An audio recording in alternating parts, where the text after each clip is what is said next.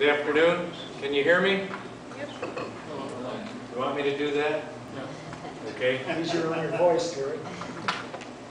The name is Okonski. I'm a write-in candidate for county commissioner. I was in the primary in June, the 6 of us nefarious candidates, and I came in a very close second. I beat the mayor of Libby in the city of Libby, for those of you that don't know, and I won South Lincoln County. So I had lots of people email me, write me beautiful letters, get a hold of me on the street and say, Jerry, we've known you for a long time, we trust you, would you please consider filing as a write-in candidate? Now, these were Democrats and active Republicans and everybody in the whole spectrum, because they knew me from my days with Jane Eels and St. Regis in '75 and onward, and all the community service things I've done in the Libby area. So August 21st, I decided to do that, file as a write-in candidate, because of the people that wanted me to do it. I feel this is for the people. And so I've been active ever since then, going from door to door all over the county. I'll give you a little bit about of my background. I came to Montana in '64, so I'm not a native. Sure you are. But I have 3 daughters that are. And in '68, I graduated from the University of Montana with a degree in forestry. And I married my wife in '68, Mary Ann, my sweetheart. And in '68, I enlisted in the Army because the Tet Offensive in '68, for those of you that remember that. And I felt, being an Eagle Scout that I was and a patriot, that I had to do my obligations. So I enlisted for 3. And so '69 through '72, I served in the U.S. Army. They sent me to Alaska. Maybe you raised too much heck? But I signed my name on the dotted line for them to send me anywhere they wanted. Okay, then after Army, I went to the University of British Columbia, got a master's in forest engineering.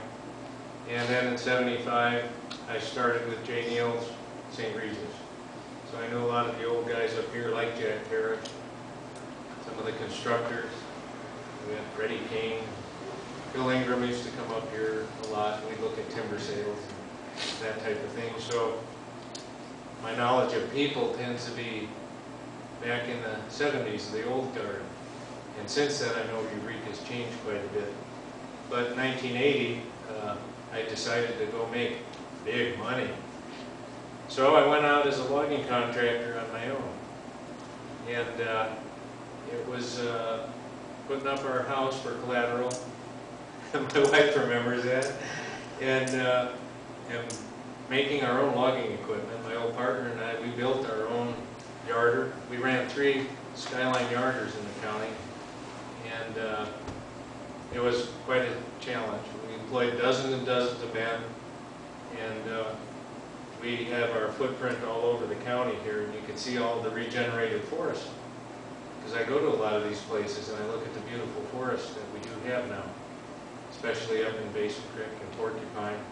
You go look at the new forest that's there and what's in between those new forests, especially if you're hunters. So anyway, we did a lot of innovative things, and then we've had the Canadians come down and say, Jerry, would you train us in your techniques? Because we want to do what you do. We want to minimize road construction on steep terrain, yet we want to harvest our timber. So we did that. Running 3 sides here, ran 2 sides in Canada and trained people up to about the year 2000. And then a group of Chileans came through and they said, you know, we like what you do, would you come down and train us? So I did 1 training session down there, and they said, we want you to do more. So I wound up bringing my 3 daughters and my wife down there, and we spent some years in Chile. It was a great experience, and observing a small, free market-oriented country. It was, for those of you that want to learn more about Chile's true history, talk to me and I will tell you. So anyway, after 9/11, and my wife called me down in the living room and said, Jerry, you better look at this. And we were looking on the boob tube, the tower's coming down, and I said, well, I guess maybe we better go home. Don't know what's going to happen, and maybe we're needed in our country. So we left, and so we've been here ever since, doing projects, and I still do a little bit of logging with a small cut-to-length system. Right now we're working out of Alney. My daughter's a forester, and so she's kind of taking that over. And my other daughter is, second daughter, is going for a doctorate in molecular biology, and my first daughter is, her and her husband head up a free market think tank in London. And they're liberty-oriented people, and I think I'm proud of that.